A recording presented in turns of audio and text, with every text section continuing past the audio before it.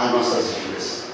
E essa primeira atitude do filho, e na narrativa bíblica, nós vemos então, imaginamos ali uma fazenda, vamos dizer, uma fazenda, onde esse pai com a sua família, e a primeira atitude que é do filho, temos então o filho, o mais jovem, o filho moço, e a atitude do filho mais velho. Situação essa que o pai, mesmo tendo os dois filhos, aparentemente não tinha nenhum.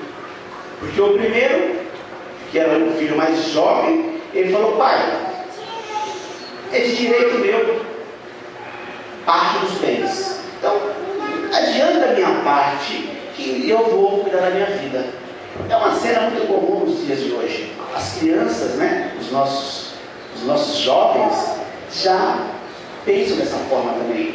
E aquele jovem, ele falou: eu vou para a cidade, cheia de vida de campo, né? Eu quero algo diferente para mim. Eu quero buscar coisas novas. E ele pede então para o pai a parte dele. O pai poderia separar um espaço de terras, que seria a parte de bens, e falar: venda para quem você quiser, essa parte você usa. E o pai, ele levanta um valor equivalente à parte do jovem, antecipa, porque o pai deveria primeiro morrer para que o filho então herdasse os seus bens. Mas o filho pega o que lhe pertence, então logo ele perde o dinheiro. Imagina hoje o jovem, né? Não sei, um valor aí razoável. O que passaria na cabeça de um jovem hoje em busca da surpresa que o mundo oferece? Primeiro, mulher bonita. Segundo, carro novo. E aí vai vir uma lista, né? Algumas pessoas que é dado a administração, negócios, né? Ele vai pensar: eu vou investir uma parte, ou vou ser um agiota para me garantir, porque senão, né? E aí, sonhos e sonhos. Mas esse jovem, então, ele parte para uma cidade distante, e, segundo a narrativa bíblica, ele começou, então, a usufruir dos seus bens. Ele chegou numa cidade onde ele teve um choque cultural, mas o dinheiro, né? O dinheiro ele facilitou a entrar em ambientes e sair de alguns ambientes. Mas o dinheiro, algumas pessoas dizem que o dinheiro traz felicidade. Mas o dinheiro até pode, dependendo do seu entendimento de felicidade, é possível, até certo ponto. Só que o dinheiro também traz amigos e amigos. O dinheiro traz um monte de coisas junto, né? Pessoas que se aproximam interessadamente. E esse jovem então deve ter aproveitado, e quando chega num determinado momento, esse jovem percebe que houve uma crise no país, e ele já tinha gastado, eu diria que quase todo o seu dinheiro. E devido a essa crise, ele se encontrou no fundo do poço. E fazendo um paralelo com esse momento que aquele jovem se encontrava, nós temos então na arte, em 1606, nasce um cidadão chamado, eu não sei pronunciar direito, Humbert, esse pronunciou ele, em 1606. E esse Humbert, ele pintou um quadro ilustrando o filho pródigo. Eu vou ver se você nos pode ajudar aqui. E esse quadro, irmãos, olha que interessante esse quadro, esse Humbert. Ele, ali nós temos ali nesse quadro alguns detalhes interessantes.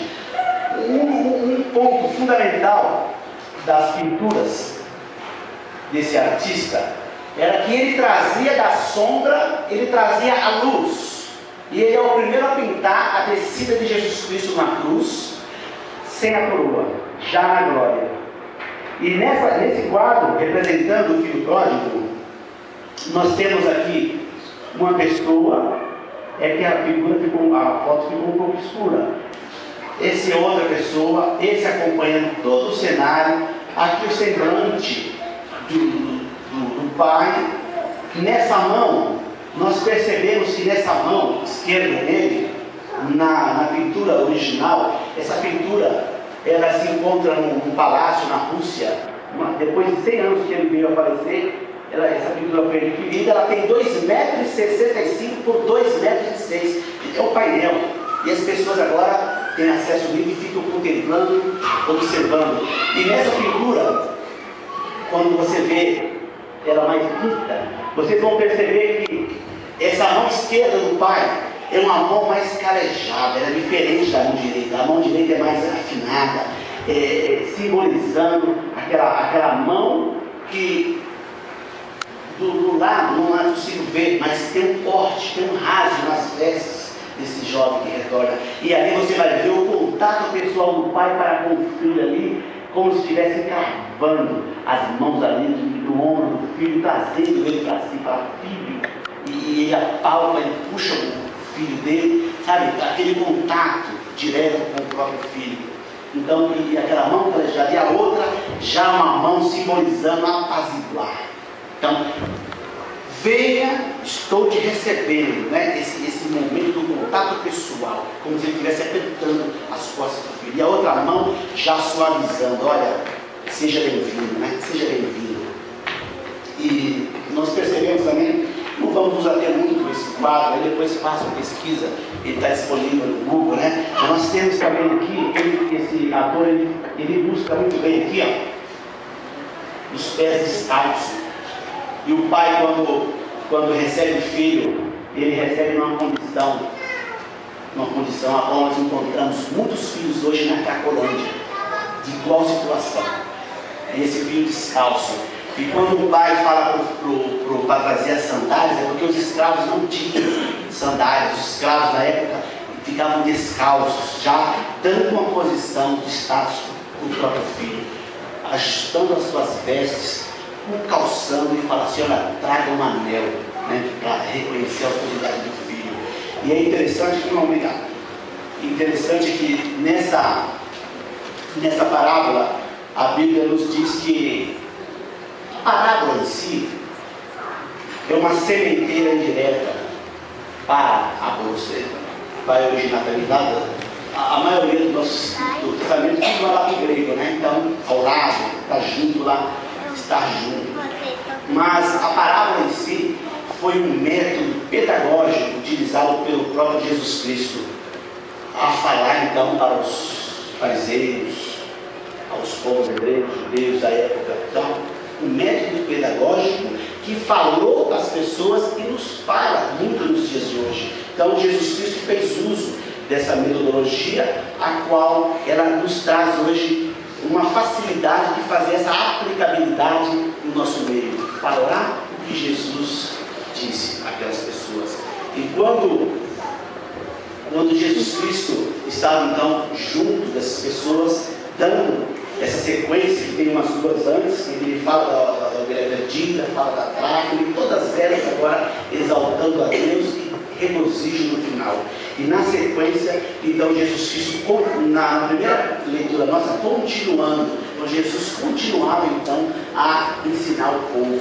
E quando Jesus Cristo falava para as pessoas, as vestes que usavam não era calça comprida, não era paletó, eram vestes diferentes.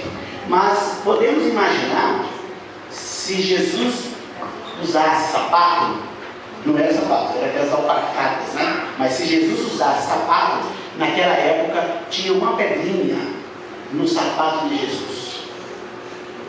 Naquela época, parafraseando, existia uma pedra dentro dos sapatos de Jesus. Eram os fariseus. E os fariseus eram pessoas que não aceitavam Jesus perdoar os pecados, não aceitava Jesus dizer ser o Cristo, o Messias, o Salvador, Deus. Porque os judeus sabiam que para perdoar os pecados, só Deus. E como agora um homem que come feijão, um homem de carne e osso, diz agora que os seus pecados estão perdoados.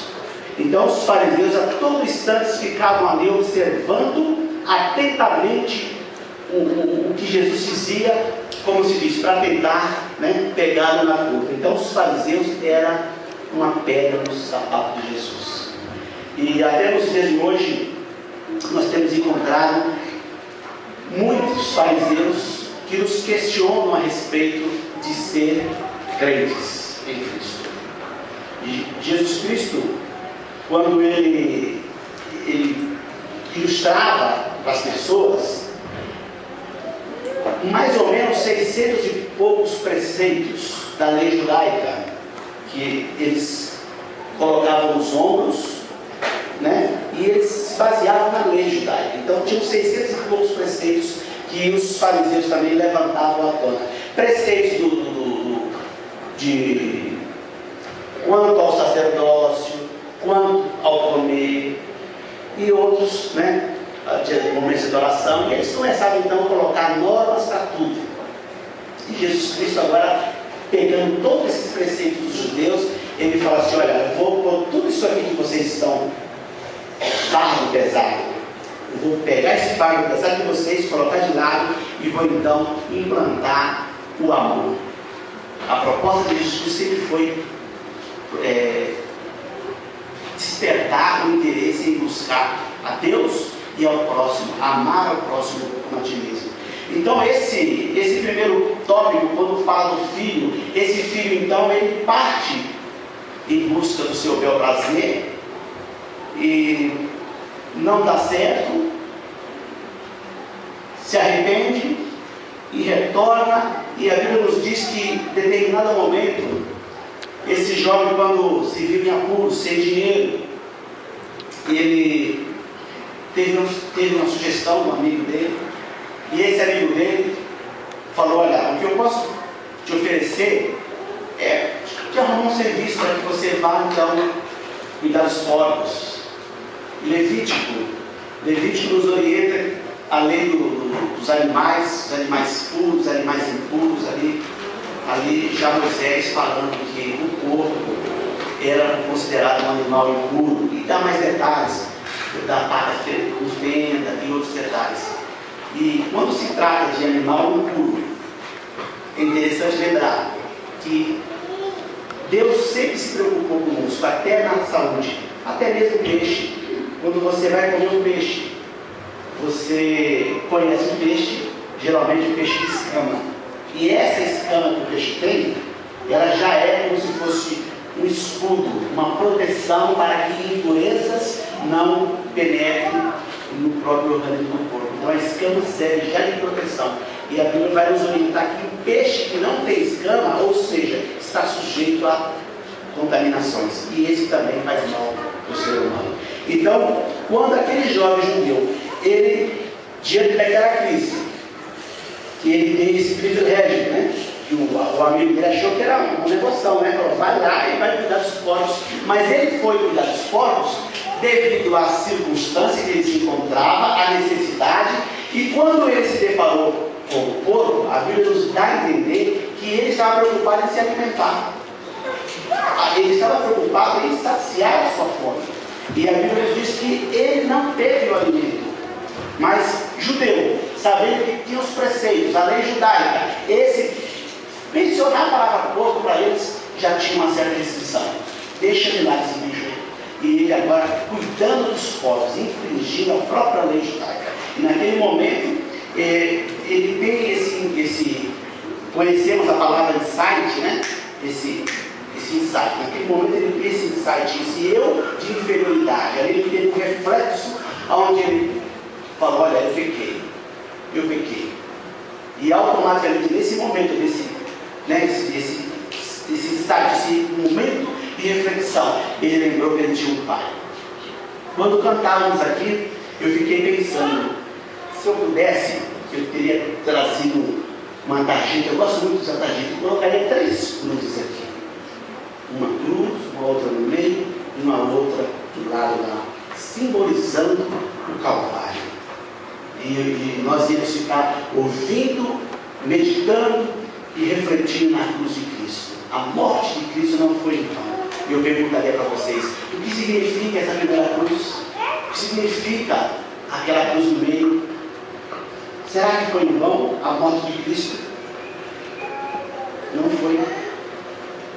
Aí voltando então para a nossa narrativa, temos ainda esse filho mais novo fazendo essa autorreflexão, e ele resolve então retornar para o pai. Houve uma tomada de decisão, necessitou de tomar uma atitude, e ele, quando ele se recorda do pai, ele provavelmente imagina